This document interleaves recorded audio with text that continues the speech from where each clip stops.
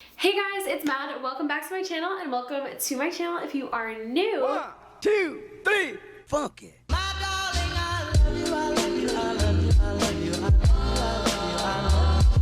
Before we get into this crazy tea spilling video, the first thing, I'm in a different background. I am currently house sitting right now. I am not at home and not able to film in my own setup with my lights. So if the lighting is fluctuating in this video, if it's a little bit more echoey than usual, I'm so sorry. I really just wanted to get some content up for you guys because I will not be done house sitting until like the end of June. So I'm sorry if this video quality isn't as good as my normal videos. I'm doing my best. Man, this lighting is fluctuating again. I'm sorry about it, honey. There's not much I can do, but I really did want to get something out for you guys. Secondly, I did want to address something before getting into this video. Currently, as you all know, there is a lot going on in the world. First of all, I hope everyone is safe, is happy, is healthy, is doing the best that they can, given all of the situations going on right now. But if any of you guys need support or need me, please reach out in the DMs on Instagram or leave a comment below. Another thing I wanted to talk about is the Black Lives Matter movement, as well as the police brutality and all of the things that are going on for people of color right now. I'm going to leave as many helpful resources, donation links, informational links, petition signing links down in the description box down below. I hope that all of you are doing your part and doing what you can. Don't just treat this situation as a social media trend, as something that's just gonna eventually be gone off of our timelines and forgotten about, because this has been an issue for decades, for centuries, okay? This isn't something you should be using to make your social media feed look cute or pose at a protest. I know myself as a white person needs to be an ally, needs to be a voice, and I need to stand up against racism and those people in my life that might not understand the situation the way that they should understand it. I need to be able to educate them as well as educate myself and just those around me. I know for myself, I've been going to protests in my town, in my city. I've been sending petitions, donating money when I can. Please take a moment, click out of this video. I don't really care, to just support the movement, educate yourself, and understand that this is a very serious issue that should not be overlooked. And I'm also going to leave some of my favorite Black creators down, like their channels linked in the description box, so you guys can check them out as well and give them support, subscribe, like their videos, watch their videos. If I was monetized, I would be donating the money from this video, but my channel is not monetized, so donate what you can in the description box. And please don't forget that this movement is not just a trend, and it is literally affecting people's lives 24/7. So don't just forget about it when Instagram decides to not be filled with pictures of protests and ways you can help. We should be helping all of the time. Do what you can, use your voice. With that being said, I just wanted to make it clear that yes, I am going to start uploading again, but no, that does not mean that myself or, the people around me are forgetting the importance of this movement. And I just want to use my platform to raise awareness and for you guys to have some resources that you can donate and you can help out this whole movement. So thank you guys for those of you who have supported this whole movement and have been there and have used your voice and used your platform. And if you haven't, why are you here? Click out of the video. Goodbye. Peace. Go educate yourself. With all of that being said, let's get into today's video.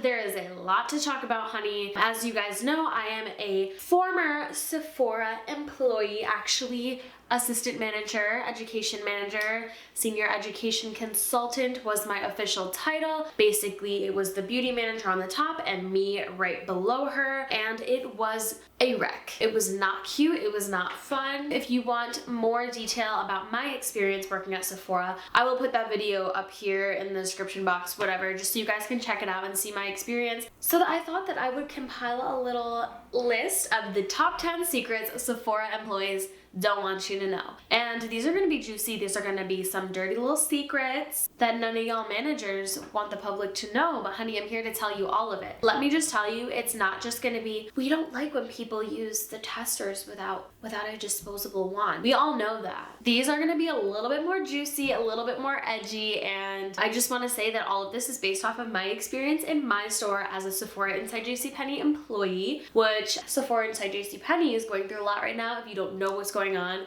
just Google it. Did I call that? So let's just get started with the top 10 secrets Sephora employees do not want you to know. That was so cringe. Number 1, you don't have to be certified to work at Sephora. You don't have to be licensed. Yes, employees go through a lot of training. Basically, it's just videos and it shows you, like, there's different categories, so you'll go through like different brands, different techniques. But Sephora has a really, really sus way. I'm gonna sneeze, hold up. Sephora has a really sus way of training on application techniques. I'm a certified makeup artist. I went to school for this, and the way that Sephora teaches is just so weird. Like, techniques that they think they're being so innovative and creative and cute, but really it's just like, girl, what is that?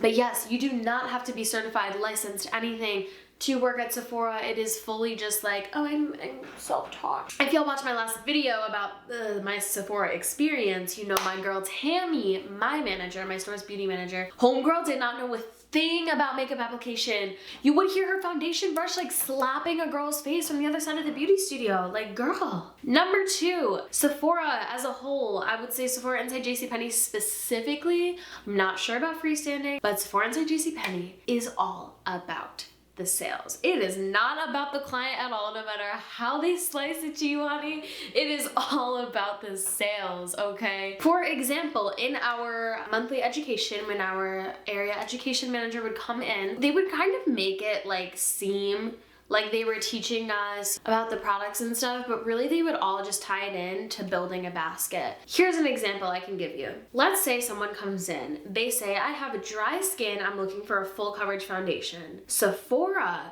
would direct you to basically sell them a foundation that's not necessarily made for dry skin. Let's say Kat Von D Lock-It Foundation. We all know that does not work on nearly everyone. They would have you recommend Lock-It Foundation just so you could upsell with a good moisturizer and a good hydrating primer. They want you to sell 4 things per person, and if you did not sell 4 things per person and have that UPT through the roof, honey, you know you were gonna hear it at the end of the day. So it's like, instead of just selling them the foundation that would work for their skin and leaving it at that and giving the client what they're asking for, they want you to add a serum, moisturizer, primer, setting powder. You're gonna need this. Here's a dewy setting spray, when all they came in for was a foundation. That's why when you go into Sephora and they're like, you need this, you need this. Girl, you don't need it. Get what you needed and leave. Save your coin.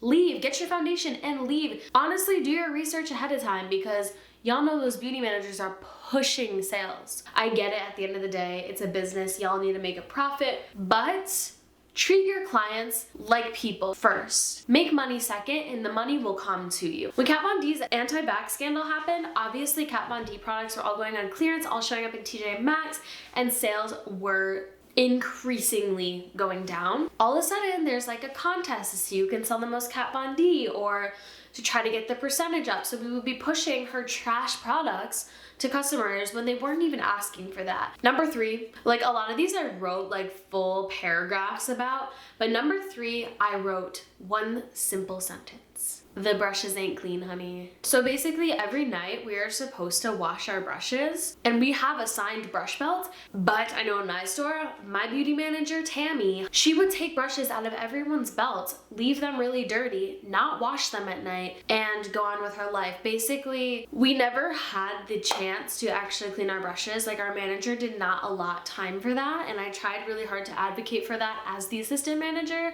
but that never happened because, you know, Tammy is Tammy, watch the video, you'll figure it out. So we would just like solely rely on spot cleaning and rubbing alcohol. And then Tammy would wonder why our brushes would fall apart. Yeah, it just was not a priority, and it's not a priority in a lot of stores. And all we really do is spot clean because the opportunity to clean brushes is not given to us. When you get your makeup done at Sephora, I just want you to be fully aware that the brushes that are touching your face are not clean. They are spot clean with a moisturizing brush cleaner, a generic brush cleaner that Sephora sends in bulk. It is not sanitary at all. If anything, I would avoid sitting down at the beauty studio at all costs. Number 4, booking makeup consultations at Sephora. Just don't do it, girl. You are better off to reach out to the artist at Sephora that you like. Like, let's say you go into Sephora, you see someone's makeup you really like, you hit it off with them. Ask that employee if they do makeup independently outside of Sephora and go to them outside of Sephora. We don't get a cent for doing your makeup. And that is really hard because I would be doing somebody's makeup and I wouldn't get a cent. We're not allowed to take tips. If I were to do that person's makeup in real life, you know, outside of Sephora, I would actually get the money because, you know, as the client, you're still paying for that makeover, but that money is going to the company. That is not going to the artist that is spending time beating your face, making you look like a snatched queen. It's not going to them at all, and you can't tip them. That's just really unfair. I remember I worked on prom day, and I'm an independent makeup artist. Prom day would bring me in almost $1,000 every year. I would book 15 clients back to back to back to back. Now, one year I worked at Sephora on prom, and I did 6 or 7 clients, didn't make a cent, just my hourly wage. So keep that in mind when you're booking a consultation at Sephora. Try to ask the makeup artist if they do makeup outside of Sephora and if they would be interested in, you know, setting up a consultation and doing your makeup because they'll actually benefit from it. Okay, number 5, there is a minimum makeup requirement that employees have to wear or a makeup dress code.